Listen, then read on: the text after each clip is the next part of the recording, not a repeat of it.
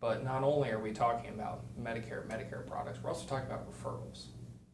So like I had one this morning where it was a client of ours, it was an orphan client, and I saw that he had a spouse connected. Now I didn't know if the spouse was alive, I didn't know if she had a plan, didn't know what she had. All I know is that tomorrow it was his birthday. So I called him and said, hey, happy 78th birthday.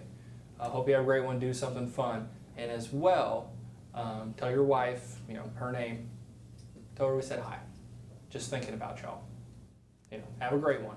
And he calls back and he's like, man, that was such a nice message. I was like, what? I was like, yeah, I was just calling to wish you happy birthday. He's like, nothing else? I was like, no, nothing else. And he goes, all right, well, what about my wife? What about her? I said, well, I think she's got a plan. Let me go check real quick. I was like, all right, take your time. Not thinking the worst possible things, Advantage plan. She's on TRICARE. I ran into a CHAMPS VA this morning, and I was telling you guys about too. That threw me for a loop. But really, in that voicemail, I guess I had enough conviction to be like, hey, look, we care for you, and we care about your wife too. So if your wife needs help, let us know. So we got her on the phone. She had Mutual of Omaha, and it was like $30 more than the Manhattan that he was with. And so he was like, can we get her to Manhattan too? I was like, well, we can try. And I kind of broke my own protocol. I didn't ask him, well, how's your wife's health? What's her height and weight? What meds is she taking? I was kind of like, well, let's just see here. So he's kind of a no-nonsense guy. So to me, I was like, well, if you can put her on the phone, let me just ask her these questions real quick. We'll get her down to like $120. He goes, all right, cool. Brought her on the phone. I said, hey, we just got to do this real quick. Just let me know. I said, okay. So we get through all the questions. Answers perfectly fine. I didn't have any meds, didn't have any height and weight, nothing like that. So I kind of broke my own mold there of how I like to do things.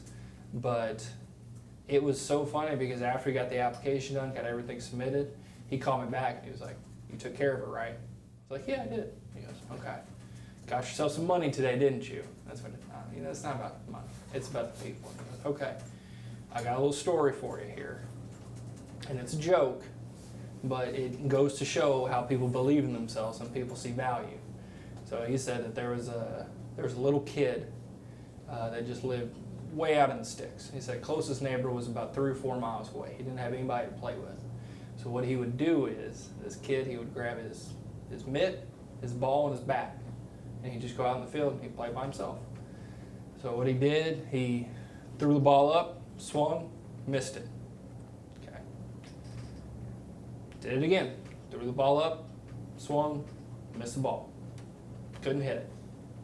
Third time, he threw the ball just a little bit higher for him to hit a little better.